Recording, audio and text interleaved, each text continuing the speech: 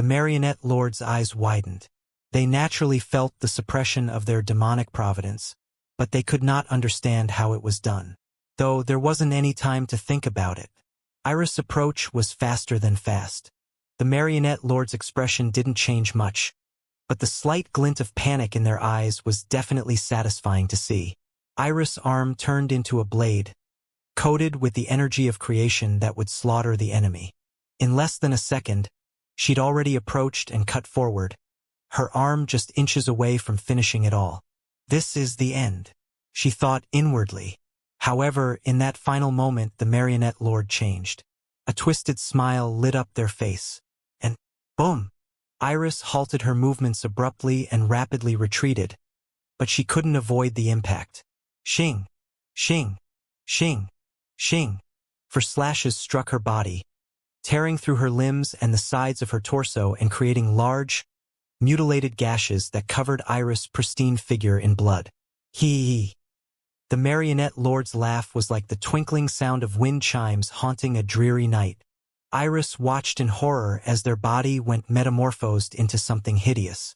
The information was wrong. This person was absolutely capable of defending themselves and fighting directly. The marionette lord's body was always changing. They never maintained a single form or even a specific gender or age. They would always morph between countless different appearances with seemingly no limit. Right. This person could change their body into anything or anyone, but nobody realized the extent of this ability. No, the marionette lord had never shown it even once. As of this moment, they made their debut. Massive bone apparitions like the legs of a spider jutted out of their back. Their arms were blades made of flesh and blood, and even their legs had sharpened into tools of slaughter. Their body no longer held many human components. It was a complete battle machine. And now that someone had provoked that form out of them, they were not going to hold back. Hee. The marionette lord giggled giddily. Their body disappeared and reappeared like instant transmission and appeared behind Iris. Shing! Shing! Shing! Arg! Iris groaned in pain as 3 blade slashes cut into her back. She didn't even have time to think of a counterattack before she was forced to duck down and avoid being decapitated by one of the being's legs. She was astonished. Iris was pushed back without any chances to move outside of the marionette lord's control. They used the arm blades to cause lasting wounds while spinning their body impossibly to use their legs to deal fatal injuries. Moreover, the bone spider legs jutting out of their back were perfect for control. They extended and retracted at will and forced Iris to remain within a certain area, disallowing her escape from the barrage. KHHH. She couldn't fight back at all. No matter what she tried, it was futile. The powers of creation she'd just begun to learn weren't good enough to deal with an assault like this. After all, she was still somewhat of a novice. Her comprehension and status as a divinity allowed her to comprehend things far faster than a regular person, but she wasn't anywhere near the level of the marionette lord. The strongest under the inhuman emperor. That title wasn't an exaggeration. In fact, the marionette lord was right about as powerful as a Nox emperor. The inhuman emperor had tried to convince them to become one several times, but they'd refused. Why? Because being a lord was more fun. Just like the inhuman emperor, all they wanted to do was enjoy the entertainment that toying with enemies could bring them. Whether that be her own fellows or enemies from the universe, they really didn't care. Their approaching Iris wasn't due to any grand reason either. With Iris' status and the fact that she was weakened now, she was a perfect target. To bring the universe's strongest to her knees, begging for mercy, wasn't that scene just beautiful? The marionette lord couldn't stop giggling. The more of Iris' blood that splattered on their face and body, the more of her blood painted the air, the more ecstatic they became. Their attacks were ruthless. They barely ever tried to kill. They were meant to torture Iris to a slow death. Damn it! Iris tried to find a solution, but there were none. This was an enemy on the level she was supposed to be at. Tricks and deception held no weight against them. Still, Iris had to try. Boom! Boom! Boom! Boom! Projectiles filled the air between the duo, forcing the marionette lord back. However, at the same time, The marionette lord's bone spikes extended and stabbed into Iris' body, dragging her right back to their original position. This defense! It was incredible. As the explosions died down, Iris saw it clearly. The marionette lord's body changed once again, turning into a mesh of black spikes without any humanoid resemblance at all. They were like a massive insect or a homunculus made specifically to kill. Bang! Bang! Bang! Iris sent forth stars and planets, galaxies and universes of energy to buy herself some space. She was a ranged fighter. The only reason she risked pushing up on the marionette lord was because they weren't supposed to have the ability to fight back. After all, considering the latter's ability to protect themselves from her ranged onslaughts, she felt she had no choice but to push in. Yet it was all a ruse. The marionette lord was someone whose actions couldn't be distinguished. The truths and falsities they presented were all twisted. Perhaps this entire battle was a trap meant to lead Iris into close combat with them, so they could toy with her until the last moment. Blood went everywhere. At some point, Iris realized that her left arm was unusable. The nerves and systems had been damaged too far. Her legs were also limply following her as she flew through the air, unable to move as she pleased anymore. "They're crippling me slowly." It was absolutely intentional. The fact that she still had her right arm, the fact that she still had her head, it was absolutely intentional. Nothing in this battle was due to luck. The only variable was her awakening creation. But it seemed that wasn't enough to disrupt the marionette lord's scheming. It's impossible, Iris realized early. She didn't have foresight, but her perception was practically precognitive. She could see where this fight would go. No matter what she tried, she'd just feel the depths of futility and suffer until death. There was only one solution: an extreme risk. The last resort she'd planned to use against a Nox Emperor, the very effect of the bug she'd eaten moments prior. It seemed she'd have to use its effects early. She had to be decisive here. Didn't he say he'd faced death already? If he could do it, she could too. And as if the heavens were answering her will, "Iris!" A voice boomed from the distance. She turned her head just in time to see Damien teleporting towards her as fast as he could. The look on his face was full of worry and panic. It was as if he realized her plans before she even started acting on them. But that only made her smile. "Right, if it's you, I believe it will succeed." He was her last hope. As she felt her right arm fall limp, Iris turned back to the marionette lord with extremely fierce eyes. "I won't let you do as you please, bitch." With a grin on her face, she suddenly altered her body position. Within her body, she used all of her remaining divine energy to create something. A corridor to her soul. And, shick, she perfectly placed herself in the path of the marionette lord's bone spike. It impaled her chest, but instead of coming out of her back, it was forced through the tunnel and traveled into the ethereal. The bone spike slammed into her soul. Iris felt a massive shock. But a translucent barrier appeared around her soul. It condensed into a string that shot through the bone spike and, within a fraction of an instant, connected Iris' soul with the marionette lord's. Any impact she took would be shared between them. The soul-pairing beetle. Its original function was to connect two lives and make it so the attacking party would be enslaved to the consumer. If the consumer's soul was injured, the injury would transfer to the aggressors. In the case of death, it would cripple the latter while using the remaining energy to preserve the former's soul. But Iris wasn't planning on waiting for that uncertain moment. She acted immediately. This time, the marionette lord's eyes truly widened. Their expression twisted into one of horror. "You! Stop that now!" Their usual demeanor completely vanished. They roared, their voice transmuting into countless different beastly forms as they lost control over their abilities. They couldn't believe what was happening, but it was too late to regret. Finally, the marionette lord met someone crazier than them. "Iris, no!" Damien's roar filled the air. Iris looked at him without a single care. She didn't regret anything, because she believed he'd take care of the rest. So she did it without hesitation.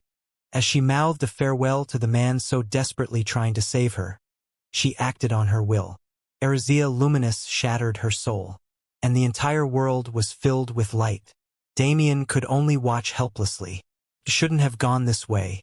He killed the Strength Lord and he killed the Venom Lord. He gained power from them and approached in time to help with the battle with the Marionette Lord. So why? Why did Iris have to do that? He saw it from the top of a faraway mountain. The moment when she made that decision, he rushed without a single thought in his head. The only thing he could do was try to push forward. But it didn't work. Despite all odds, it didn't work. He wasn't just teleporting. He used Flash Step to move forward in space and backward in time, so by all logic, the movement should have undone itself by the time he got there, and he should have had the opportunity to save Iris and fight together. But it was futile. No matter how far back he went in time, their movements didn't change. Because Iris set up a personal reality, their time was separated from Damien's, and with just rudimentary existence law, he couldn't affect any timeline without limitations, so he could only watch. The entire world moved in slow motion. His emotions boiled over, filling his empty head with a mesh of chaotic colors. He didn't care what he had to do, nor did he care what he had to sacrifice. As long as he could save Iris, he would do anything. Why was the world against him? He was so close, yet so far away, unable to bridge the gap regardless of any power or authority he possessed. So he could only watch.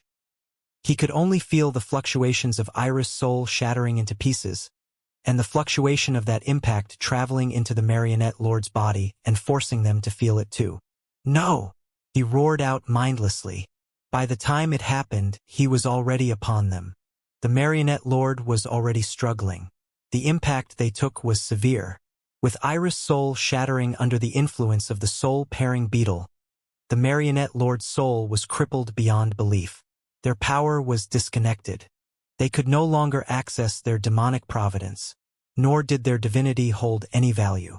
In essence, the Marionette Lord was reduced to a regular mortal until they could find a way to piece together their soul. So, when they saw Damien arriving, they couldn't say anything. They could only look at him in panic and hatred as he attacked. No, they didn't care about that.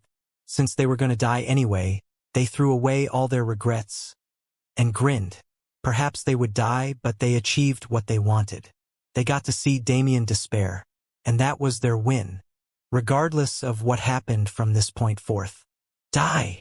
Damien roared again. He didn't care what he said or did. He just knew he wanted the Marionette Lord gone. Void mana raged through the atmosphere. Rudimentary existence law ran rampant and destroyed everything. It was a silent event, but one more terrifying than anything grand. Heaven and earth and all beings between them were obliterated in a several thousand-kilometer radius. The Marionette Lord, whose soul was crippled, was blown away without the ability to say or do anything, and even several demigods not involved in the battle whatsoever were swept into oblivion by his rage. Damien didn't care. He didn't care if they were enemies or allies. He wrapped Iris' body in his arms and roared, refusing to accept the circumstances. Without hesitation, he took her and teleported into a nearby cave abode, gently laying her down and sending his mana into her body. He had to save her. There was no other future in his mind besides the one where she lived. Void mana traveled through her circuits and gave him a comprehensive view of her state. Her body is fine. These injuries can be healed easily, but her soul was in pieces. Luckily, it's not gone yet. The fact that it hadn't dispersed meant saving her was still possible. There was definitely a method. He used the energy of the void the way he always did, trying to pull the pieces of her soul together. But it didn't work. The power he possessed wasn't enough to save her. But, in that moment of desperation, something happened. A glistening glass-like piece of soul took hold of Damien's mana and traveled through its connection into his body, similar to how the damage was transferred to the Marionette Lord. That piece of Iris' soul. This is her last hope. Damien realized instantly. He slumped against the wall powerlessly. Seriously, why does this woman trust me so much? Damien's emotions calmed down enough for him to think rationally. Because of that piece of soul, he realized that Iris didn't completely give up hope, nor did she plan to die here. She put everything on him, trusting him to bring her back. He smiled wryly. Despite the situation, his heart was touched.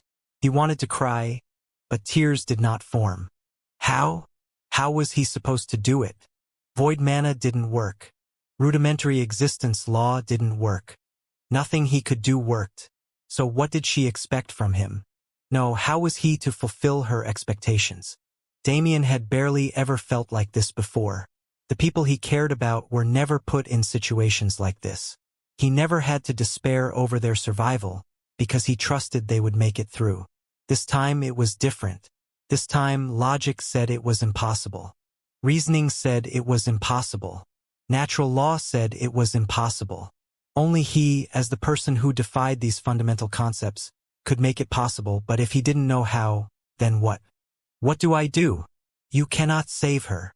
At a time unknown, a figure appeared in the cave alongside Damien and Iris, but he didn't react to it despite recognizing its presence. I refuse to do nothing.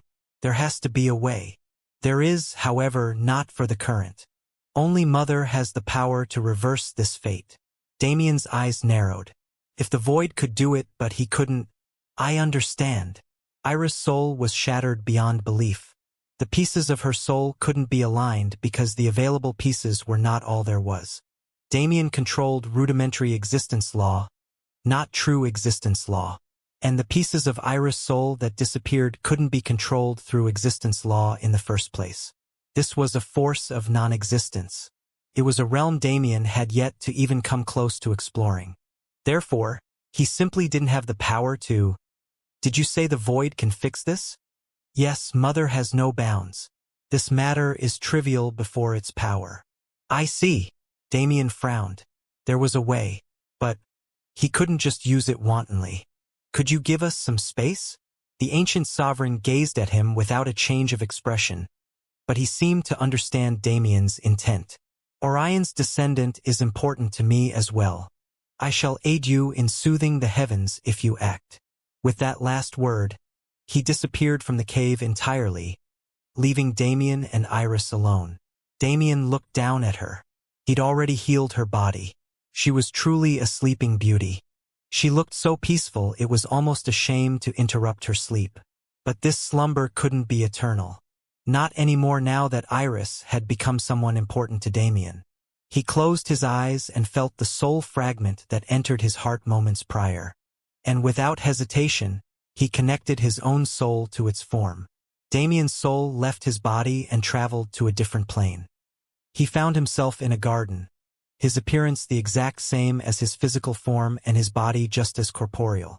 There were beautiful flowers and plants everywhere, organized in a beautiful gradient from deep purple to sparkling green, planted in a circle around a marveled gazebo. Damien was currently on one of two paths that led to the gazebo. He walked forward slowly and steadily, enjoying the vibrant breeze that swept around him. It felt like there were spirits everywhere, joyously dancing and playing through the garden.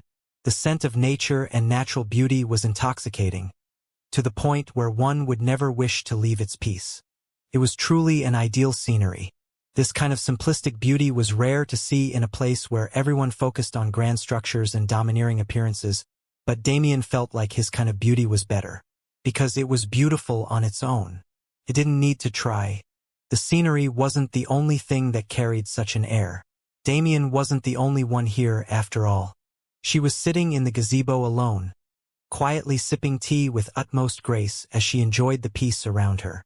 Her hair was light blue, like the faded color of the sky, and her image was like a goddess descended to the mortal world.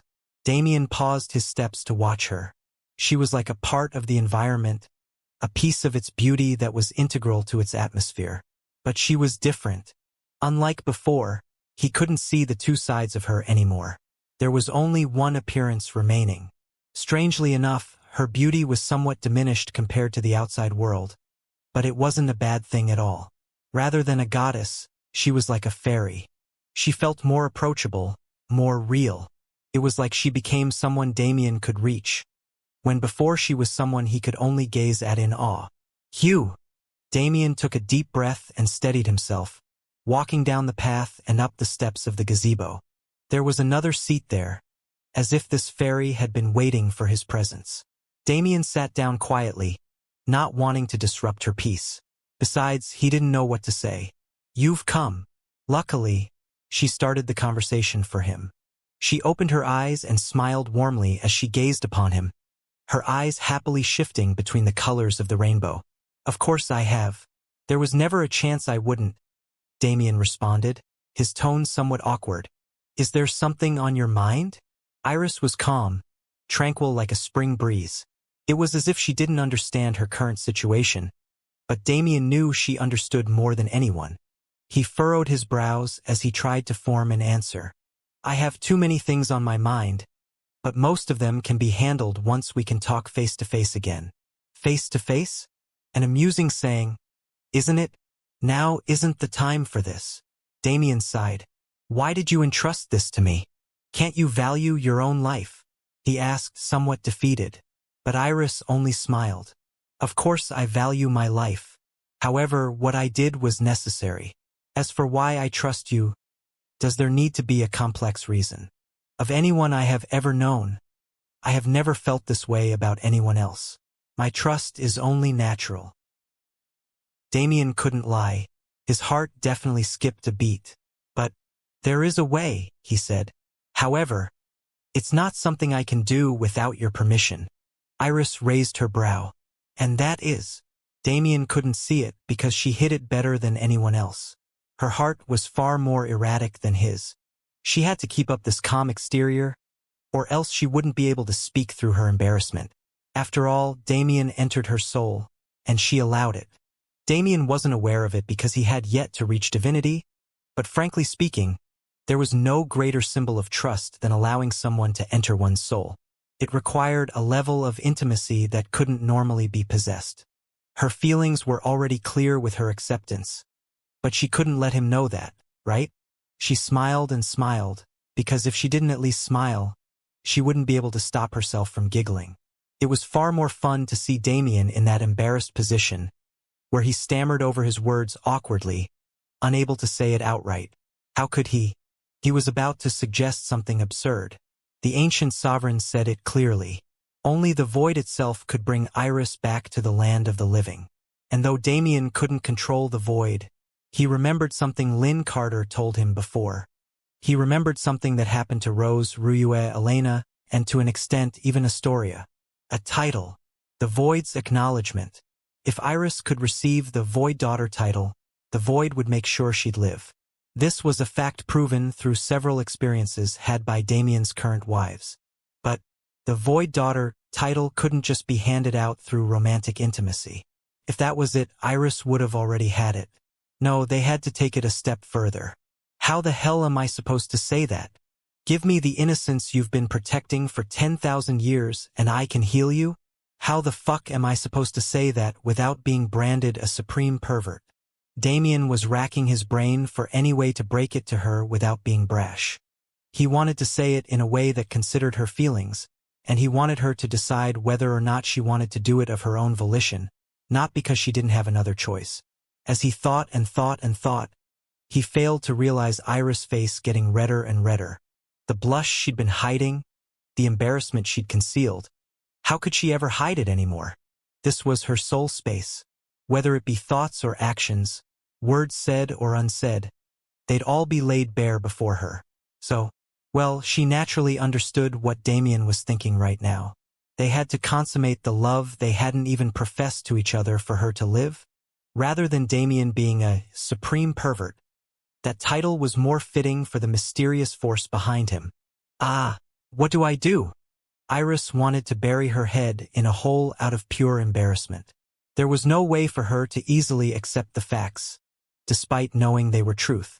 So well, here's the thing, right? But when Damien started talking and trying to explain it, her worries melted away. Biffed. She couldn't stop herself from laughing. Seriously, how was she supposed to take the situation seriously when he was acting like that? Without even trying, he could make her smile like this. Iris had never been tempted to engage in romance of any form. Her life was far separated from the concept, but that didn't mean she didn't dream of it. It had been over 10,000 years since she was born into this world, and she'd never felt like this before. Because, frankly, I want to. She couldn't think of anyone else she'd rather give her innocence to. No, out of anyone in existence, she couldn't think of anyone else who'd made her feel as comfortable as him. If it was Damien, then perhaps it's not something to be afraid of? Instead, the feeling in her heart was completely different. It was a faint sense of anticipation and excitement, and that only made her embarrassment far, far harder to ignore. Iris smiled again. She couldn't stop smiling ever since Damien came to her soul space. It was something even she herself couldn't fathom. Was I always this easy? To think she'd cave so easily. Even she didn't expect how quickly her thoughts shifted from hesitation to acceptance. No, it's not that. This was entirely Damien's fault. Her interest in him began during their first meeting. He was the first person to ever look directly into her eyes and remain unaffected, which naturally drew her to him. When they were together in the severed world, while the persona she created disallowed them from interacting much, Iris saw him with his wives and saw how he acted regularly as well. Strangely, instead of the fact that he was a man with many wives repulsing her, the care he had for them despite their number and the fact that he was always putting them above himself drew her towards him even more. Iris, in the end, was a person born within non-conventional standards. It wasn't strange at all in grand heaven's boundary for a man to have multiple wives. Even common farmers would gather 2 or 3 wives so they could sire a larger number of descendants. How did it go from there? Iris was always secretly watching Damien for her own plans, but the attraction she held towards him wasn't excluded because she had other motives. Seeing his diligence, seeing his willingness to suffer alone so everyone else could live, seeing his confidence and determination to tackle the impossible as if the word held no meaning to him, it all culminated into an emotion she didn't quite have the ability to describe. And that's when they met on the ancient battlefield. Here, the boundary of status between them was completely gone. For over a year, they interacted as equals and gradually became closer. The feelings in her heart gained weight, and as the feelings in his grew, they refused to hide themselves. An opportunity like this was never something she expected. But she also knew how abominable her ability to express herself was. If it wasn't a chance like this, when would she ever be able to tell him how she felt? When would she ever get a chance to carve a place for herself in his heart? "I'm willing," she muttered, barely discernibly, before Damien could even finish his explanation. "Huh." Damien made a strange exclamation in response. Did I hear that right? He genuinely couldn't believe his ears. But through all her shyness and embarrassment, Iris shakily nodded her head. "I'm willing to do that." Damien's eyes widened into saucers. "You mean?" How could he not understand? Rather, he knew Iris had some special feelings for him long ago, but it took him a while to accept it. Disregarding her position, which made it unbelievable in its own right, Damien hadn't thought about romance in a very long time. He was content with what he had. Or at least, he thought he was. But the answer he gave Orion, the decision to leave it to fate, made it clear he was not. Somehow, Iris had snuck her way into his heart as well, and he wasn't someone to run from his feelings anymore. If it was anyone, this woman was the best. Whether it be character, talent, compatibility, or anything else, he couldn't think of anyone who'd connected with him like Iris. There were many what-ifs from the past, but none of them could ever become real. None of them were ever like this. So, if she wasn't hesitating, why should he? Damien reached over the table, his face just inches away from hers. He stared deep into her eyes and asked one more time, "Are you certain? Once we do this, I'll never let you escape." Iris smiled, closing the gap between them with ease. "I'm the one who should be saying that to you, Playboy." In the peace of the sunlit garden, hidden in Iris' soul space where only the two of them existed, their lips connected. And though neither of them knew it, their bodies in the outside world followed their actions. Damien guided her naturally. He kissed down her neck, slowly easing her into the mood, taking into consideration the fact that this was her first experience. The minutes flew by as Iris experienced a heaven like no other. With bliss filling her body, shame did the same. She couldn't believe the sounds she was making, but to Damien's ears, Those moans were a grace of the supreme, the most beautiful sound to ever grace his ears. Clothes became nothing more than boundaries that were no longer necessary. As they bared themselves to each other, Damien couldn't help but marvel at the perfection of Iris' body. From her breasts to her waist and everything in between, from the beautifully curved valley to the thighs that protected it, and everything else. "You're perfect," he said it breathlessly. Iris turned her head to the side in shame. She could say the same about him, but she was afraid her mind would explode the second she did. The only sounds she could make were hums and moans as Damien explored her body. With the passing of minutes, her arousal grew, and she could no longer wait. The moment came, the moment of their connection in body and in soul. Iris' mind entered another dimension.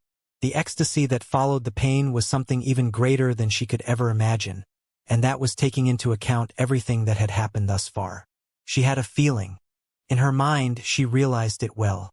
From this point forward, she would never be able to extricate herself from his warmth.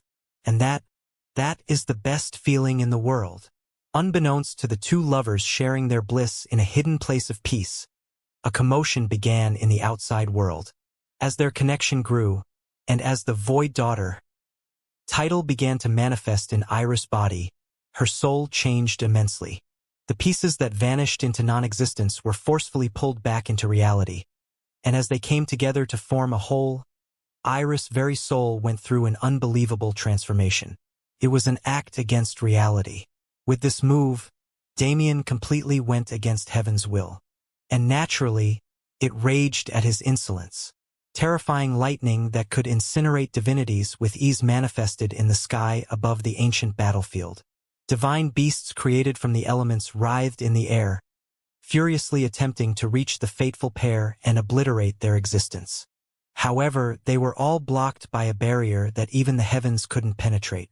Standing above the secluded cave, calmly drifting in the sky like a willow, was one man. Mother's reflection and Orion's descendant. That figure smiled. "It seems this one has begun to understand, child." His eyes no longer gazed at some point unknown, but at the sky above, where his enemy lie. "The future you spoke of, that beautiful picture you painted." Until Damien and Iris finished their business, he would stand guard. Not just because of their identities and not just because of their relationship, but because of his own will. This one also wishes to see it, not as a muddled amalgamation, but in its true form. For that, he would follow the man who would one day become his father. Under his protection, Damien and Iris enjoyed their peace. And quicker than anyone could imagine, 6 months flew by. 6 months Damien spent in Iris' soul space. It wasn't 6 months spent exclusively on physical relations. It could be considered time spent to deepen their bond now that their feelings were clear. But Damien couldn't spend all his time here, nor could Iris be distracted by him forever. After all, her soul was still healing. She needed to focus on supporting its growth if she wanted to truly harness its potential when she returned to the real plane. Iris' soul went through a qualitative change. Though it was the same soul, its form was so different that, to Iris, it felt like a completely new soul had been housed in her body. It held power she had yet to comprehend, and her already monstrous talent would soon become absolutely incomprehensible. To acclimate to it, she would need a year or two at the very least. Damien opened his eyes in the real plane and smiled. The past half-year was great. It was satisfying, peaceful, and fulfilling. A break he desperately needed for over a decade now. He felt refreshed, but now that he was back here, feeling the air of the ancient battlefield on his skin, "I'm angry." He was extremely furious. To think the Nox dared to target him and the ones he loved. It wasn't strange from them. Obviously, they would have done it at some point. However, the fact that it had such a great impact brought him back to reality. "I got too content with my growth. I was okay knowing I could kill most of the people here. But that isn't enough." His real enemies were still too strong. His real enemies could still slap him to death even with all his growth. "Can you watch over her for me?" he asked into the air. "There will be no problem," a voice responded. It was the ancient sovereign who had been protecting them thus far. He would still need to. The wrath of the heavens didn't lessen in the time that passed. News of the strange phenomena encompassing this area had already spread throughout the ancient battlefield, but the ancient sovereign's presence kept all prying eyes away. Even the Nox emperors couldn't stand up to him, so why would anyone else try? It would be nice if I could bring him into the battle, but that's impossible. The ancient sovereign would never interfere in worldly affairs without a good reason. And as a person without connections to the mortal world, finding a reason to move him was nigh impossible. Damien had to do the work himself. Though I prefer it this way. The solution to all problems was strength. Damien looked at Iris lovingly.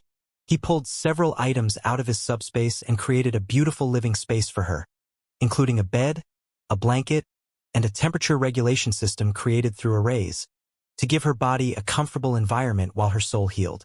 Once she was settled in, she truly was a sleeping beauty.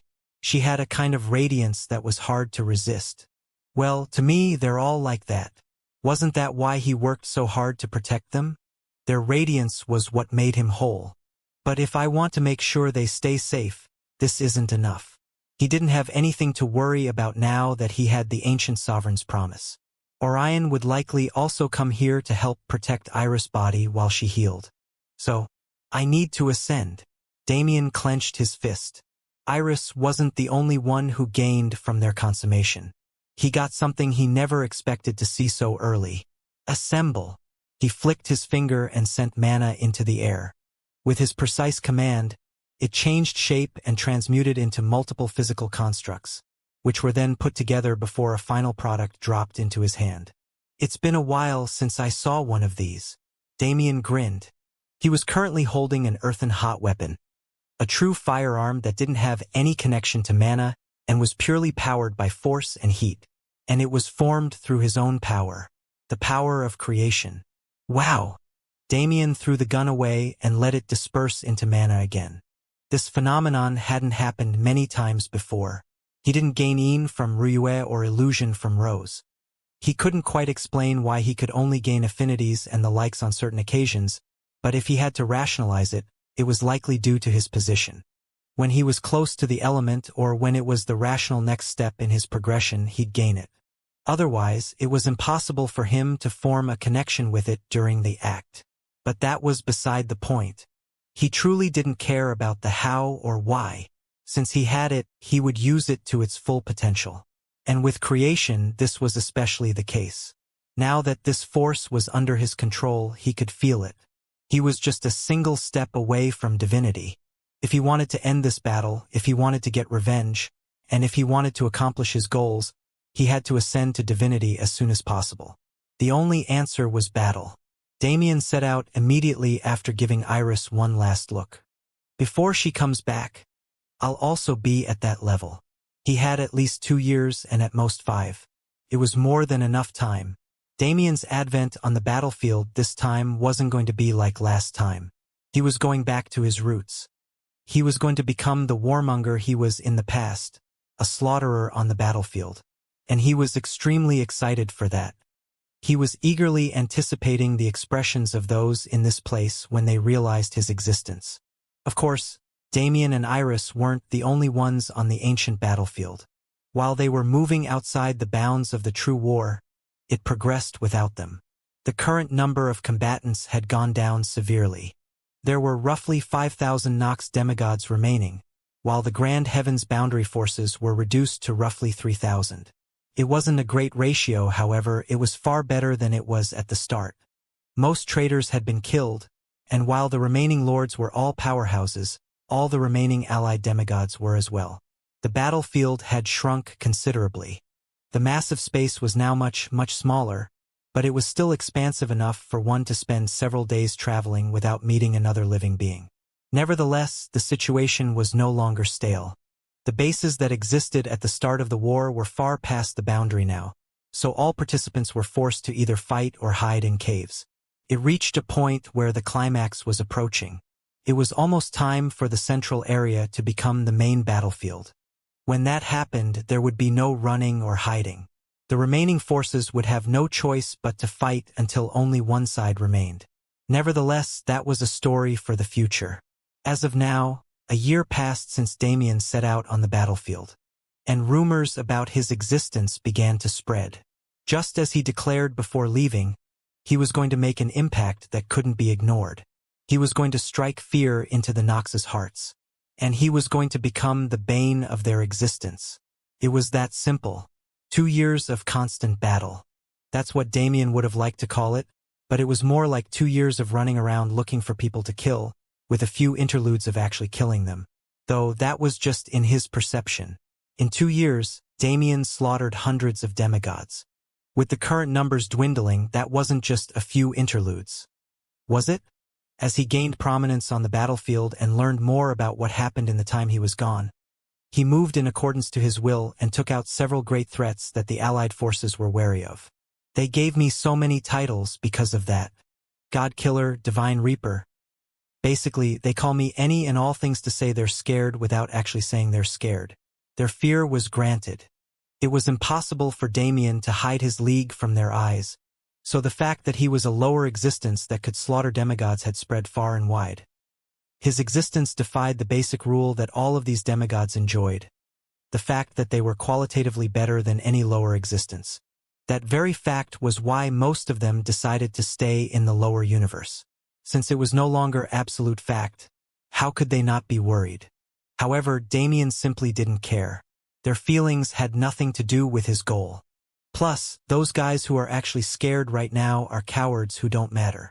They weren't like Iris, who refused Ascension due to personal trauma, or Alucard, who did so because he wanted to foster the next generation. They were just cowards who were unwilling to be at the bottom of the barrel again. Which is even stupider. Demigods will be demigods no matter where they are.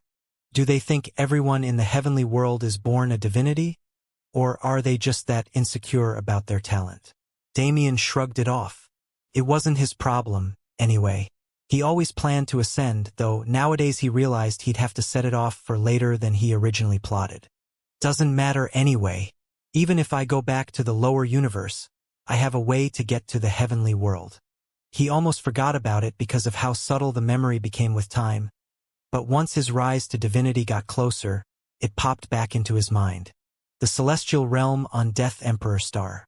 That was the place where he first met his father, and back then, the entire realm was granted to him as his territory. The fact that his father could leave a hologram there meant that realm had some kind of connection to the heavenly world. As long as he could use it properly, he was confident in finding his way there even if the path of ascension was closed off to him. But that's a matter for another time. The ancient battlefield's progression wasn't completely unrelated to him. Of those demigods who died, there were several he knew of, such as the 12 zodiacs of Hidden Death Valley. I heard half of them died, and the rest only survived due to luck. Aside from them, someone he hadn't met in person but had ties to also passed. The so-called plant goddess of Eden. They say her lover, a demon named Arturo, sacrificed himself for her survival, but she couldn't accept it and combusted her soul to get vengeance on those that caused their tragic fate. It was a true shame. And the worst part, they couldn't even touch the main enemy. Something not publicized, but inferred by Damien.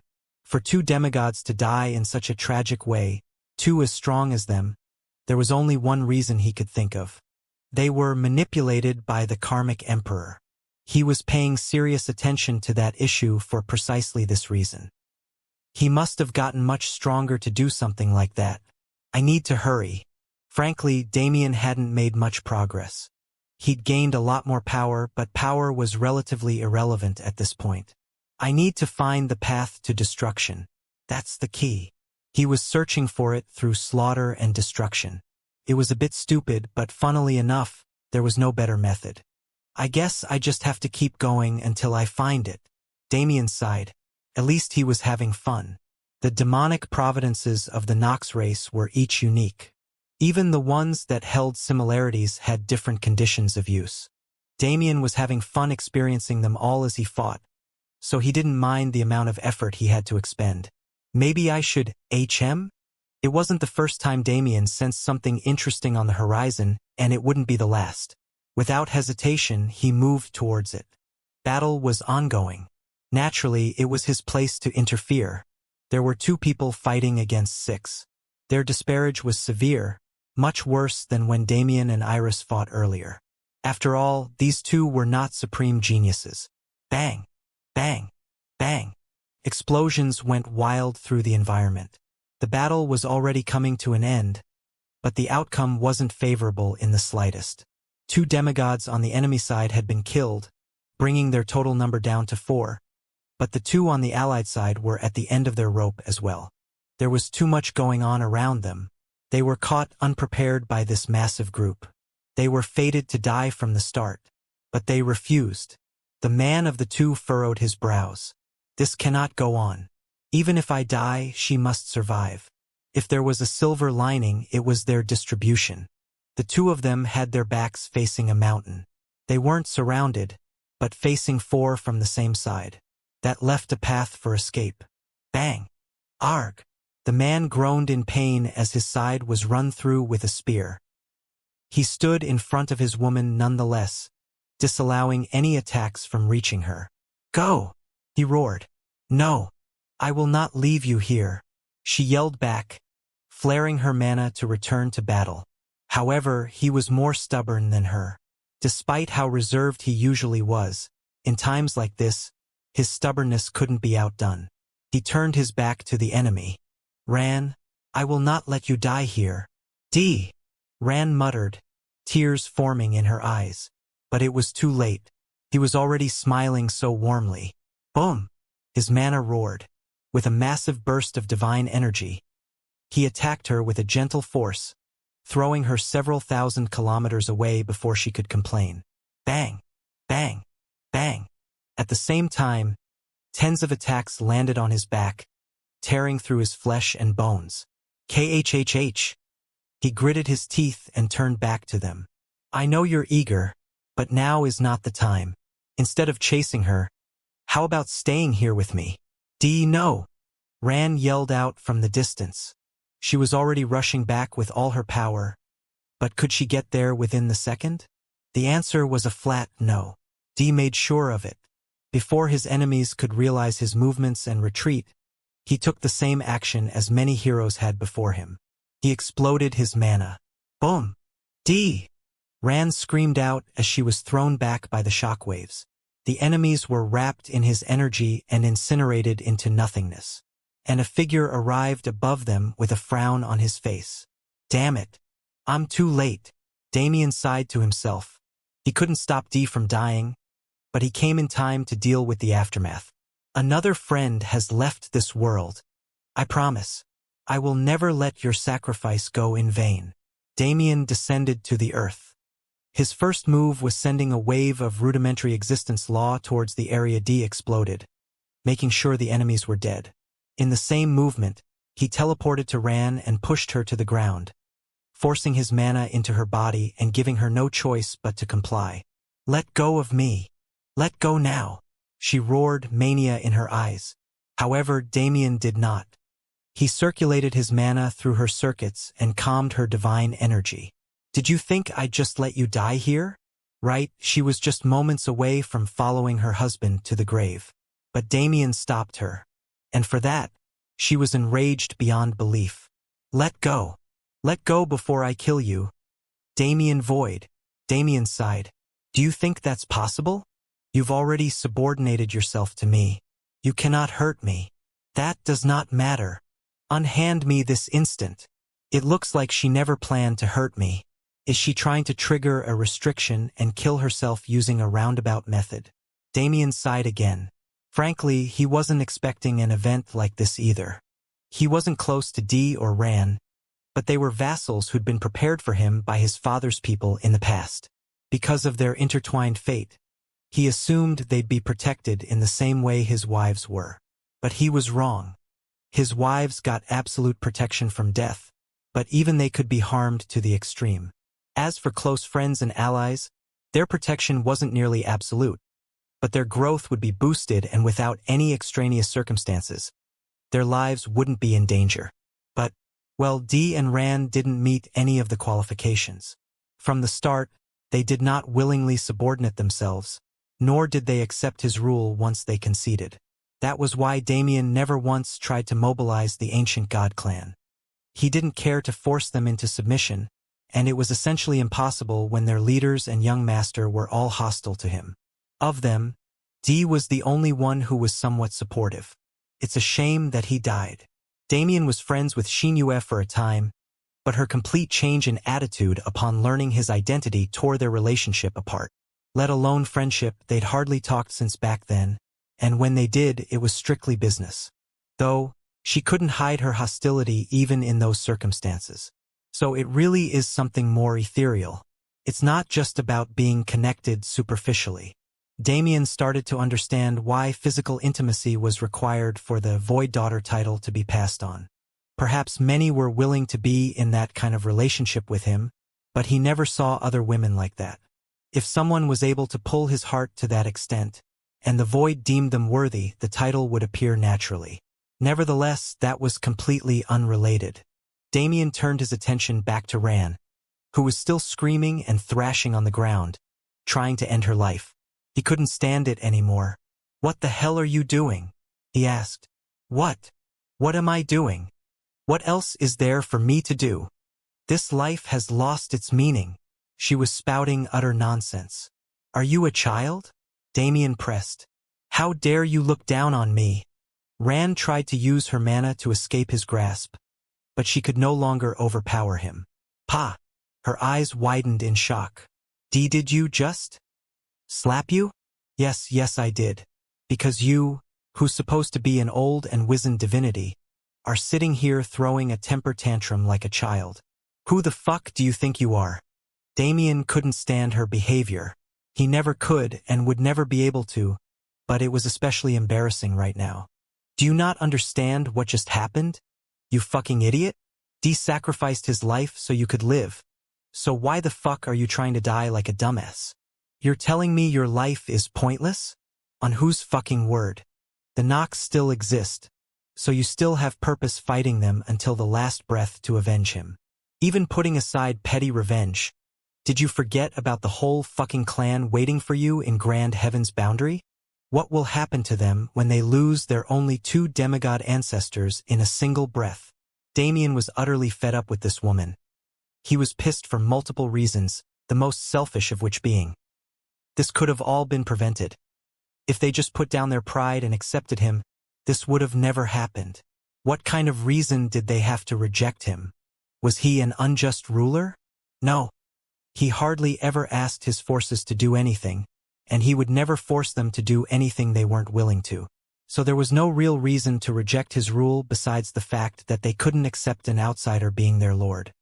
He understood his thoughts were selfish, but they were his thoughts nonetheless. He hated that he had to deal with bullshit that could have been avoided so easily. But the majority of his anger wasn't directed at Rand specifically. She'd just become an outlet for his bottled-up emotions. So many of these demigods acted like the pathetic young masters Damien had met throughout his travels. Even though they were supposed to be the face of the universe, its strongest and most reliable force. Damien had been active on the ancient battlefield for several years now, and besides Iris, Alucard, and the others he was associated with, he hadn't met a single worthy divinity. They were just cowards and stuck-up brats who had no shame. Damien forced his mana a bit more, placing a restriction on Rant's divine energy. "Idiotic bitch, if you try to die in any way, shape, or form, this restriction will activate and send you directly to me. You should be very clear on what I can do to you if you disobey me. So make sure to act nicely." It wasn't just her own actions. If she was nearing death by any means, she would be teleported to him. He could read her memories to find the circumstances and decide how to proceed from there. Damien let go of Rant's shoulders and got up, glancing at her in disgust. "Go and live. I won't let you die until you've become a proper human being." Damien turned around and walked away. "Fuck. I came here with good intentions and it ended up like this. I can't believe Dee put up with such a brat for so many thousands of years.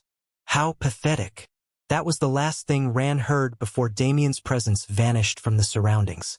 She lay there on the ground, unmoving with a blank expression. She had no idea what just happened, but she could feel the restriction well.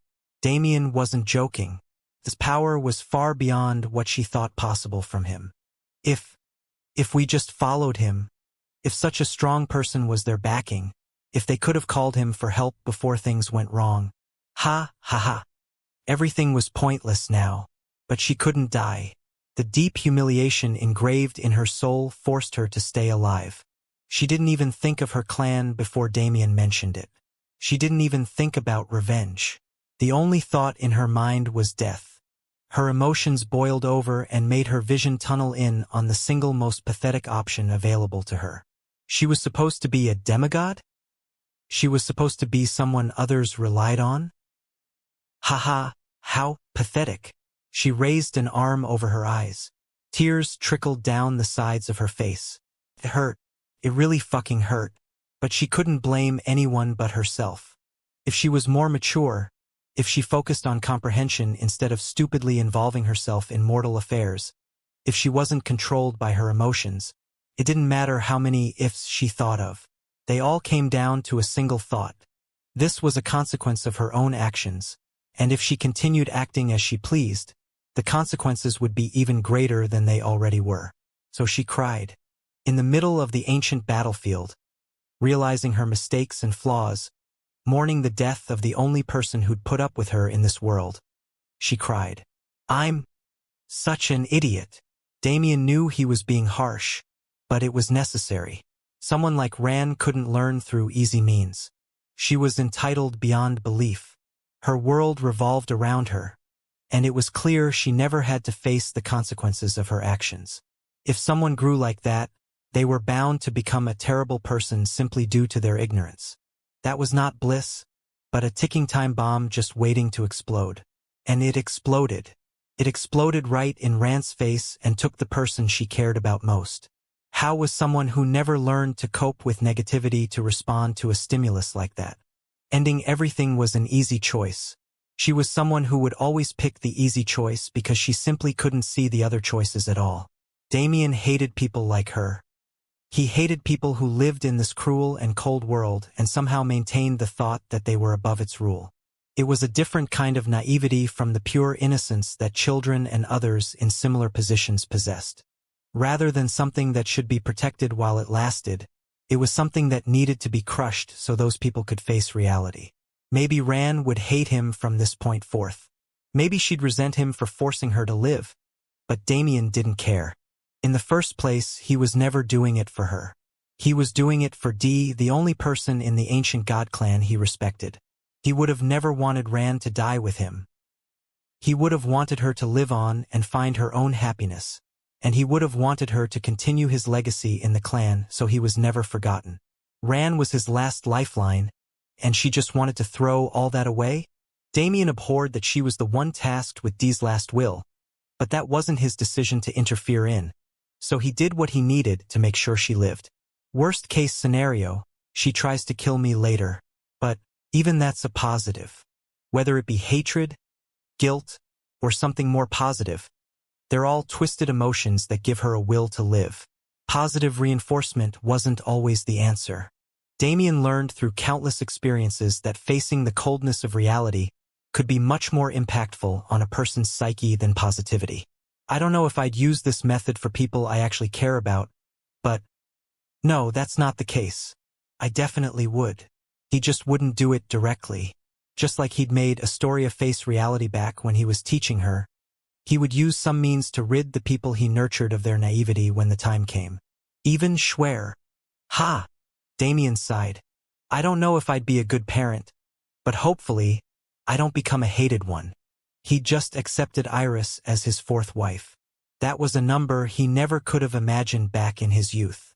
Now that such an event had happened, he started thinking about his future romantically again as well. And having children was definitely something he wanted. Just not right now. In this kind of world, having too many feelings was a sin. He was afraid of what would happen if he had kids. What if he ended up like his own father, unable to foster their growth or even have a say in their lives until they were too old to care? He couldn't allow that. His children wouldn't live like he did. They'd live in a world he created for them. a world free of horror and cruelty. Though, Damien shook his head. He didn't need to think about it yet. If he kept doing so, his desire to see his wives again and become a father would only grow stronger. Ascending is my main priority. I have to remember that. Hugh. Damien exhaled deeply and centered himself. I should start heading for the center. The enemies in the outskirts aren't enough for me anymore, and, for some reason, I really want to see the people I trust. Those who were worthy of his respect and fighting with their everything to end this war victoriously. He wanted to see them and refresh his mind. But, would things go as he wished? He seemed to have forgotten after spending so much time unhindered. He had enemies in this place. And not all of them were as patient as the Saint Emperor. Some were several hundreds of millions of kilometers away from Damien's current position. Two men stood surrounded by a river of blood and mountains of corpses. What did you say? One of them made an exclamation of shock upon hearing the information his fellow shared. It is just as I stated. A lower existence has arrived on the ancient battlefield and stirred up a storm. Their conversation was naturally about Damien, the most interesting person on the plane at the moment. But his specific identity was still up in the air. They call him by a variety of names, but those are only marks of their cowardice. The only concrete information our forces have been able to gather is a rough description of his appearance and power. Well, not anymore. The man held up his hand and summoned a projection. It was majorly nondescript, but the most important characteristics were represented. A chiseled face, black hair that went past his shoulders, and those eyes. The second man's gaze sharpened. Those purple eyes were not something just anyone could possess. Rather, in the entirety of his existence, he'd only seen two people with those eyes. One was the Void Emperor from the past, a man that had long disappeared into the heavenly world, or at least that was how it was assumed. And the other, Damien Void. A blood-red aura filled the skies. That damned brat. Immortal Blood Azura gnashed his teeth. He thought he'd seen the last of that man long ago, but by some odd means, he'd managed to survive not only the Deathland known as No Return Pass, but also a siege on Alcatraz that he was only able to learn about through the Karmic Emperor. That thorn in his side that he'd tried to remove so many times was now standing amongst demigods, slaughtering as he pleased. Who does he think he is? Immortal Blood Azura roared. He rarely found roadblocks in his path. This wasn't luck, but something he made sure of by suppressing and killing any who opposed him. But this one survived. Like a rat, he scurried away and escaped every perilous situation he'd been put in. And now he is here. Immortal Blood Azura couldn't stand him. The divinity he'd built was based on his eternal conquest, his subjugation of any and all things. Even now, rather than a traitor who submitted to the Nox, he was someone who stood on the same level as a Nox Emperor. And yet, why is that brat still alive?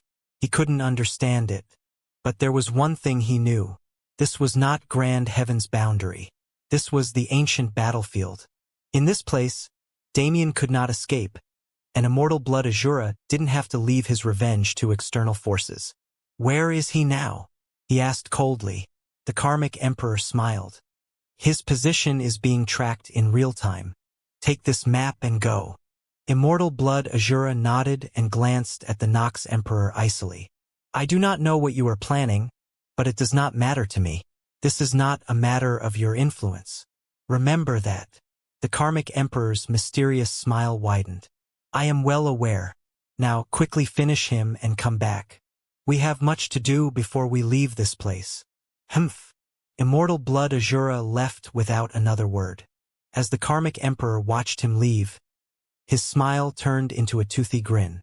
While it is a shame to sacrifice a piece like that boy, it is necessary to completely tame the Immortal Blood Azura. He turned around and walked through the rivers of blood like he was taking a calm stroll through the park Damien Void, the man even the Saint Emperor failed to kill. I apologize, but this is the day of your death. Another month passed relatively calmly. The Karmic Emperor stopped moving so actively, and his forces withdrew as well. The Soul Emperor and Saint Emperor hadn't made any moves even at this point, but their forces were still acting strangely. They did attack the universe's forces, but not as ferociously as the Inhuman Emperor's faction. The reason was simple. While the Saint Emperor couldn't be explained with reason, the Soul Emperor was faithful to his creators. Their goal was to steal the universe's life force and use it as a farm for resources, which came in the form of world cores and universal cores. However, what would happen when Grand Heaven's boundary fell? It was essentially killing the golden goose. The Soul Emperor wanted to ruin Grand Heaven's boundary, but he never planned to completely destroy it. Because once it was on its last breath and had no other hope, its universal core would be the spark that birthed a new universe, a source of more resources for his lords. Therefore, while he tried to conserve his troops as much as possible and fought for appearance's sake only, his true allegiance was technically on their side. That was the only way for him to survive the victory he was hoping for them to achieve while culling them enough to accomplish his goals. It was a convoluted mentality, but one only fit for the Soul Emperor, a man who was ironically more soulless than anyone else. Though this mentality held positives and negatives for the universe as a whole, it was quite unfortunate for Damien. The Inhuman Emperor didn't have infinite manpower. His people were dying more than any other faction, and as their numbers dwindled, the number of Nox combatants roaming the battlefield diminished as well. And he couldn't act himself to fix this problem, because the second he did, the Grand Heaven's boundary faction would band together as one and hide in a turtle shell to face him. Even he couldn't take their full combined force alone. He was on the dull side, sure, but his survivability was great enough for him to reach Emperor status despite his habits. Nevertheless, the battlefield was quite calm, the opposite of what Damien wanted. He spent the last month doing far more traveling than fighting, and he was definitely hoping for something interesting to happen soon. It happened on a normal day like any other. The enemy hidden in the shadows came into the light. And it wasn't nearly the kind of interesting he'd been hoping for. Boom! An explosion of blood mist enveloped his body. Damien immediately teleported away and surveyed the environment for his enemy. But before he could find him, bang! A strong impact struck him from behind, cracking his spine and sending him flying. Damn! Damien didn't expect to be surprise attacked here. No, he knew there were only a few beings capable of doing so, and he wasn't expecting to meet them already. The Inhuman Emperor? Or maybe, no, this mana. He instantly understood who he was facing. He stood up from the ground as his spine healed to its regular form, spitting blood out of his mouth. Immortal Blood Azura. It wasn't a Nox Emperor at all, but a man equal to Iris. A man strong enough to be titled the universe's best. As the blood mist cleared, his form was revealed. That same old man who pushed Damien into danger at every opportunity. Ridding him of the few moments of peace he tried to enjoy, that man was standing right in front of him. You noticed quick. However, no matter what you have become, you are nothing before me. Bang! Immortal Blood Azura attacked again without waiting for Damien to acclimate to the changing circumstances.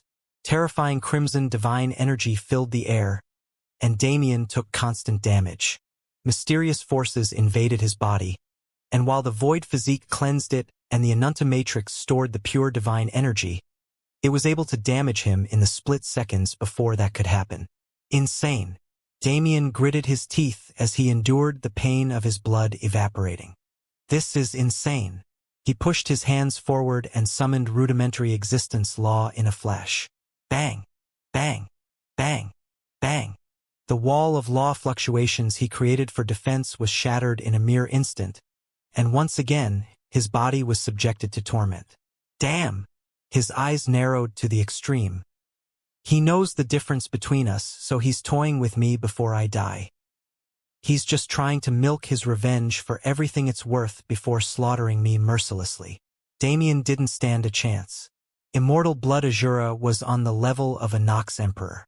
Even when Iris was hindered by her inability to use creation laws, Damien still wasn't a match for her. And this is a man equal to her at her best. The enemy who'd been chasing him since he was barely a fourth-class being. That enemy had finally come to settle their score.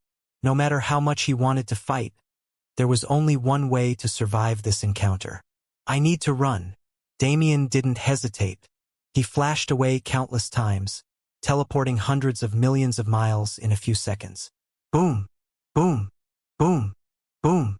Explosions followed him wherever he went. It didn't matter how erratically he teleported, or how many times he changed directions. Immortal Blood Azura always found him instantly and tormented him with blood laws. What did he do? Damien hadn't experienced this before. If there was one thing he prided himself on, it was his ability to escape unharmed from any situation. Yet, Immortal Blood Azura was following him as if he could see the future. Damien frowned deeply and a portion of his senses inward. There's nothing. The laws that invaded were dispersed and absorbed, and the divine energy has no markings on it because of that. There's no way for him to be tracking me, at least not from the methods I know. He didn't have time to spare on the why. He had to divert his attention towards a path to escape. There's nothing in the ancient battlefield. If he can track me like this, no cave or hideout could save me. And I can't drag Iris into this either. He didn't have any bastions of hope. Just like that time with the Saint Emperor, he was on his own. Watching Damien desperately try to survive, Immortal Blood Azura grinned. You can no longer escape me. He knew of Damien's abilities better than anyone else. Damien wasn't someone who could be tracked using seals or anything of the sort. And since attaching a tracking mechanism to his body didn't work, Immortal Blood Azura chose a different method. A method far simpler than Damien could predict. It was back when he directly struck Damien's back. Instead of placing a piece of himself on Damien, he took a piece of Damien for himself. Bloodhound, keep going. An arrow of blood light rushed through the air, circling Damien's current position at all times. It was the absolute best of his tracking abilities, and it would never fail. Damien ran with all his power, and Immortal Blood Azura watched with a cruel smile the entire time. Run, run as far as you wish. No matter where you go. Boom! Another bloody light bomb erupted on Damien's position. I will always find you. Immortal Blood Azura's declaration wasn't a joke. No matter how far Damien ran, he was always a step behind, to the point where it was terrifying. But in this situation, Damien really had no choice but to flee. Nox Emperors were on a completely different level. They weren't people who could be compared to the masses. It was hard to tell with just Iris' strength, but that was only because she was restricted. In Grand Heaven's boundary, using universal law, she was basically invincible. She had the potential to return to that post once she got used to creation, but she wasn't there yet, so Damien hadn't seen her peak. The Nox Emperors had reached a level of divinity others couldn't dream of. It was the peak of what one could accomplish in the lower universe unless they spent uncountable eons living like the Saint Emperor. When Immortal Blood Azura was put on the same level as them, his power became clear. Damien's abilities that could kill even those like the Strength Lord, who were considered closest to the Emperor level, didn't hold a candle to their existences. He found out himself. It wasn't as if Damien didn't try to fight back at all. Once he realized the futility of fleeing, he did try to strike Immortal Blood Azura and create a more favorable situation. However, the result was clear. Rudimentary existence law couldn't harm him, and of course its individual parts were the same. Damien simply didn't stand a chance. But unlike that time with the Saint Emperor, he was still alive and could handle divine energy. He wasn't completely hopeless. There are two options on how to proceed. Damien swerved through the atmosphere. He used teleportation whenever he needed to make distance, but he didn't use it to throw off the opponent that wouldn't be affected by its surprise element anymore. Immortal Blood Azura is still in the mood to play, so either I find people to support me and take him down, or I find another method of escape. The former seemed like the best option, but that was only if one forgot his position. It would take a large number of demigods to drag him down, and the losses they suffered would harm them in the long run. Now, with the situation more stalemated than ever before, a loss of momentum and power wasn't something they could afford. Then, the second option. Before the enemy got serious, Damien needed to find a way out of this situation. Cave abodes won't work, and staying on the ground won't work either. I don't have time to conceal myself, and if I waste time on that, I might not get the chance to escape later. He had to save concealment as a last-ditch effort. That leaves me with two places. Either the heavens or the earth. Let's go up first. Boom! Damien abruptly halted his momentum and used vector control to redirect his force. His body shot upward with untold speed, a move Immortal Blood Azura didn't predict. However, he wasn't nonplussed. Ha ha ha! Digging your own grave, I see. He knew what Damien was about to find out. Bang! Once Damien reached the top of the sky, he crashed into an invisible barrier. Damn! He used that collision to feel out its power. It was at a level far above anything he'd seen before.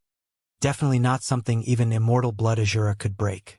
Of course, it's a simulated sky. This fucking place. He cursed as he rapidly changed his target. If the heavens didn't work, he had to burrow into the earth. I haven't seen any signs of a subterranean world since I got here, but I'll definitely be able to buy some time if I go that way. He had an ability others didn't, after all. Whoosh! The winds wrapped around his body and turned into a burning flame as he rushed downward with all his power. He used multiple abilities in tandem to increase both his weight and speed. If he were to land anywhere else with this kind of force, he'd have started an extinction event. But the ancient battlefield wasn't so fragile. Damien knew that well. He was never aiming to do it this way from the start. A sword appeared in his hand. He hadn't used Mirage in over a decade, but during his stay in No Return Pass, he'd spent several years researching the art of forging so he could improve it. Mirage was now a demigod-rank weapon. Even if it was his current power, the sword could handle it. Just one burst. I need to use it all at once. Immortal Blood Azura was waiting for him below with a wide grin. It seemed he was preparing to confront Damien head-on and provide some serious mental trauma. But Damien had other plans. He gathered it all into his sword. He was going to use something that shouldn't have been possible for the current him. One at a time, slowly now. Pure divine energy circulated through the blade. Everything he'd collected so far, from the Plague Lord, Strength Lord, Bow Lord, Venom Lord, Marionette Lord, Immortal Blood Azura, and everyone he fought during his 2-year stay on the ancient battlefield gathered into his sword. He was encased in its light. He was a shooting star, a comet of unbelievable brightness that shot down like a sun about to collide with the world. Even Immortal Blood Azura felt wary seeing that power, but he wasn't afraid. This was still within the realm of things he could deal with. This clash was by no means subtle. No, it attracted the attention of all beings on the battlefield. From the corners of the world, those like the ancient sovereign and Saint Emperor turned their gazes to the familiar mana. And from the center, those desperately fighting for their survival like Alucard and Tang Lingzi marveled at a mana they'd never expected to feel here. A second trickled by, and the collision of two major powers was only sparks of time away. That's when Damien swung it. That sword filled with divine energy. To use the 8th installment of the series he'd been building since his days in the first dungeon. Hugh! Damien took a deep breath. Immortal Blood Azura's eyes widened in frenzy. Come, rat! He pushed his class forward, wrapped in monstrous amounts of bloody divine energy. Old bastard! Just die! Damien's sword connected. In that moment, it was like heaven and earth collapsed into each other. Reality twisted, becoming something it should have never been. The existing laws were pushed out of its bounds and replaced with only those Damien allowed. The bright sword light covered the entire world. From one end of the ancient battlefield to the other, everyone saw it. And when it finally burst, the impact was terrifying. Boom! The mad sword energy rushed down like the heavens themselves had fallen. A crevice dug hundreds of meters into the ancient battlefield's earth, cutting it cleanly into two parts. Tens of demigods were caught in the blast, torn to shreds without rhyme or reason. And in the midst of it all were two people. The man proclaimed Grand Heaven's boundaries strongest, and the man who aptly named this reality-warping sword. Void Sword Art 8th Form. Collapsing heavens,